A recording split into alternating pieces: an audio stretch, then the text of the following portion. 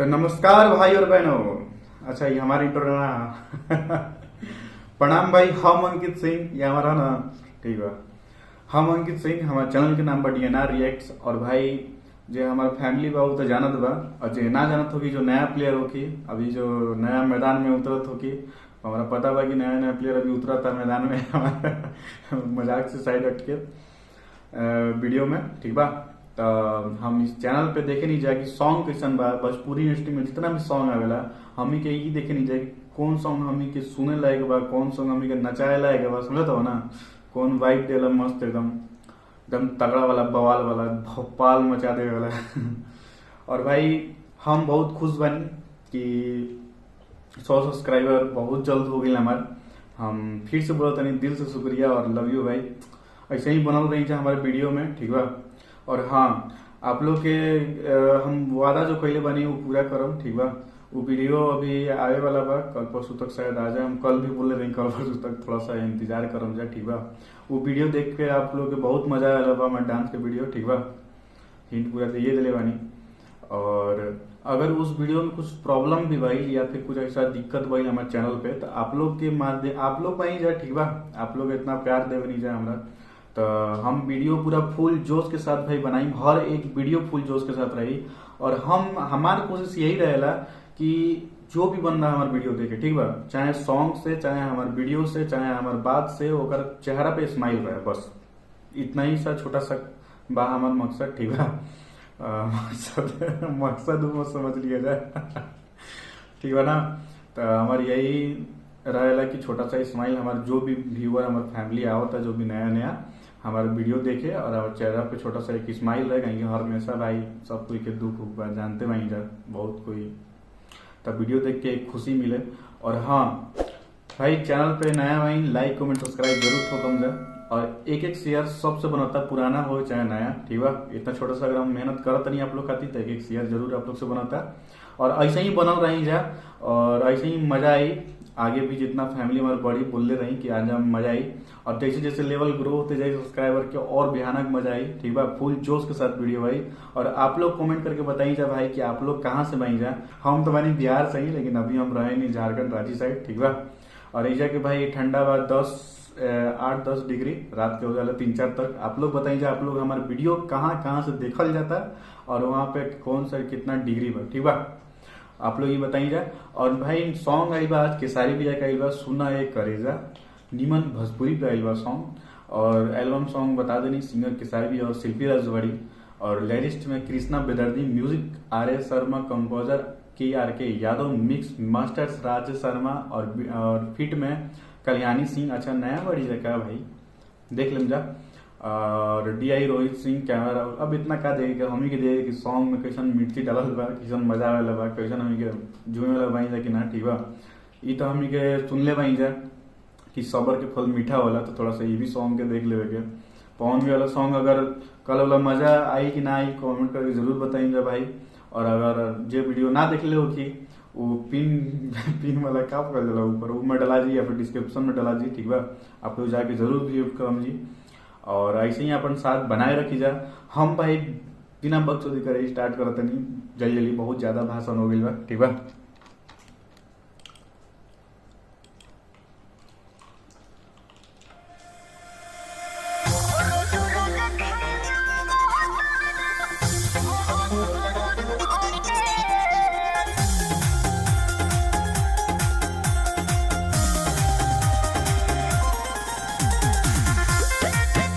देखो भाई, हम यही से बोले नहीं, देखो एक्टर जो होला ना भाई, ओकरा फिट रहल बहुत जरूरी बा। अब तू केसारी भी देख लो, भोजपुरी इंडस्ट्री में कोई ऐसा कलाकार नहीं है जेकर बॉडी इतना अच्छा बा, ठीक बा।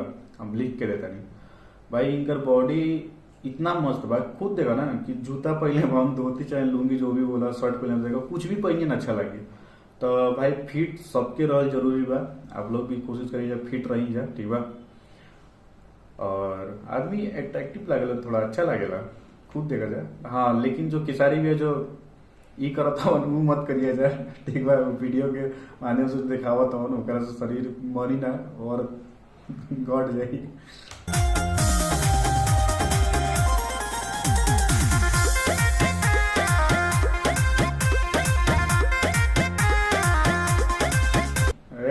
इशारा कैसे करत हवन।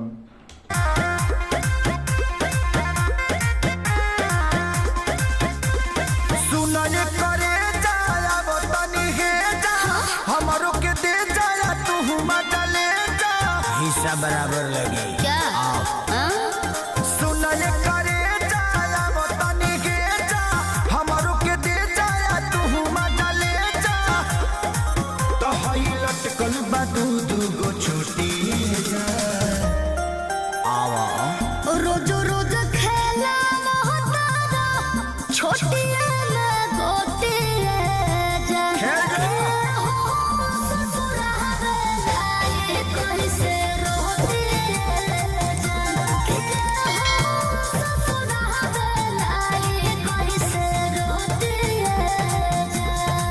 बेलना से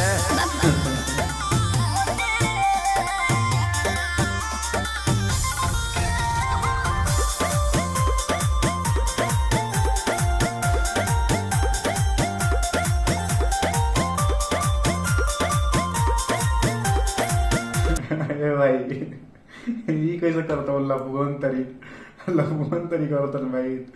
खुद देखा जाए अगर हम झूठ बोला तो कम था।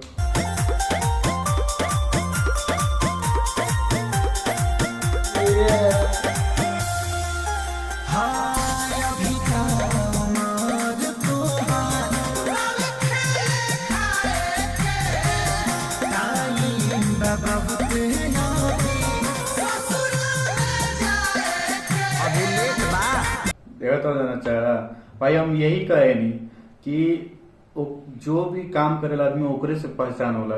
आप लोग खुद देखा जाए कॉमेडी एकरा बोलल जाला। कोई भी एक्टर के देख के जो चेहरा पे स्माइल आ जाए। कुछ भी वीडियो बनाइयन कहीं पे भी रहियन ओकरा में हंसी पड़बे करी, चाहे वो वीडियो हो, सॉन्ग हो, फिल्म हो, इनका सामने जाए बात कर। खुद देखा जाए चेहरा के एक्सप्रेशन देखा जाए कैसे कैसे बना होता हूँ। पता चल जाला आदमी के कि हाँ ये थोड़ा सा कॉमेडियन हवन, मतलब हाँ हंसाए वाला आदमी हवन थोड़ा सा।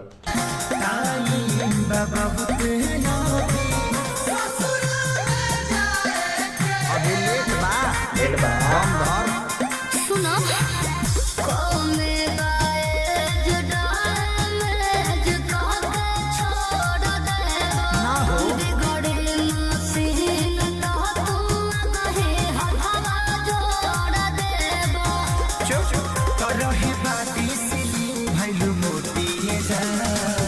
उन्नति होता रे तो रोज रोज खेला छोटी गोटे जा के हो ससुरा लाई कैसे रोटी जा के हो ससुरा लाई कैसे रोटी जा।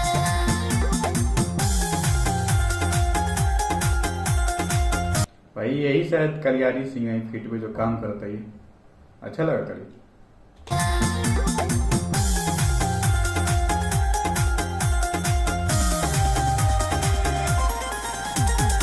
Music by Arya Sharma।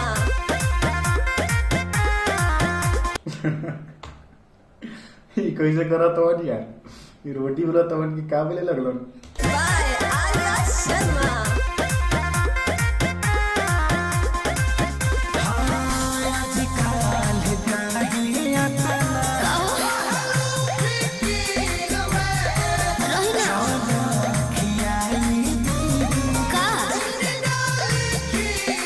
चलो मुँह मीठा कल बेबी। ओहो हटो कृष्णा रे तोरा दीता हमारी है सारी हो रामा दुल्हन बन जो बुझाई ससुरारी हो रामा। आया बहतमी भचतमी जा घोटिए जा खेल जो रोज रोज भाई जी सॉन्ग जो बीच बीच में बोल दे वाला ना वो और मजा आवेला कि सारी ये के जा घोटिए जा खेल जो रोज रोज खेला तो खेल छोटी गोटे लबुपन निधन करे लागलन कभी कभी भाई। खेला तो खेल गोटे जा के हो ससुरा लाई वाह।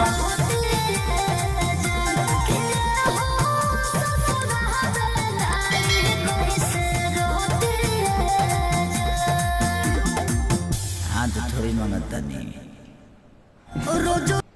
भाई सॉन्ग बहुत अच्छा बा, ठीक बा, मतलब ठीक ठाक से थोड़ा ऊपर लेवल के बाद थोड़ा सा हमने डांस वांस करवाइलस, ठीक बा, लिरिक्स में भी ठीक बा, लिरिक्स के वजह से ही डांस भाई, म्यूजिक जो बैकग्राउंड के साउंड रहेला और सॉन्ग जो रहेला अच्छा बा। और बाकी सब आप लोग बताइए जा कि आप लोग के कैसन लागल सॉन्ग, ठीक बा, हमरा तो भाई अच्छा लागल, ठीक बा, ठीक ठाक से ऊपर लेवल के लागल, ठीक ठाक भी ना बोलो और ज्यादा बवाल भी ना बोलो, ठीक बा, ठीक ठाक बा, मतलब झुमैला समय के।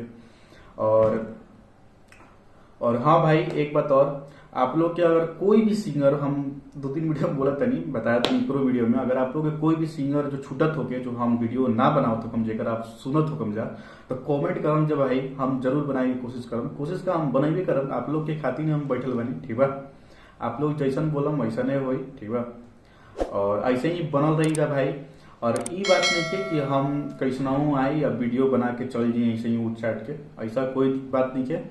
हम हर वीडियो में कोशिश करें कि हमारा बेहतर होके, ताकि आदमी और हंसे और स्माइल रहे चेहरा पे, गाना के साथ हमारे बात के साथ, ठीक बा, तो ऐसे ही हमेशा हमारे बनल रही जा, ठीक बा, हमारी फैमिली ऐसे ही जुड़ल रही जा और मजा वाला बा आगे धीरे धीरे। तनको ऐसा ना लगी कि आप लोग के कि क्या रहे समझत ही ना, बात के थोड़ा ध्यान दीजिए, ठीक बा भाई। हम मिलत नहीं भाई नेक्स्ट वीडियो में, और हमारा जल्दी वीडियो आए वाला बा, ठीक बा, और जरा सॉन्ग सुने के बाद पवन भैया के वो लिंक में डला दी या पिन कोड में जो कल वीडियो में लोग की पे जाके व्यू दीजिए, एकदम दबा के एकदम ग्रोथ एकदम रुक फाड़ दीजिए, लगा दीजिए। और भाई बैकग्राउंड म्यूजिक थोड़ा सा इग्नोर करिए जा, ये हमारा दोस्त पता नहीं शेरू हमारे भाई जैसन बा, ठीक बा। भाई मिलत रही भाई नेक्स्ट वीडियो में, थैंक यू, बाय।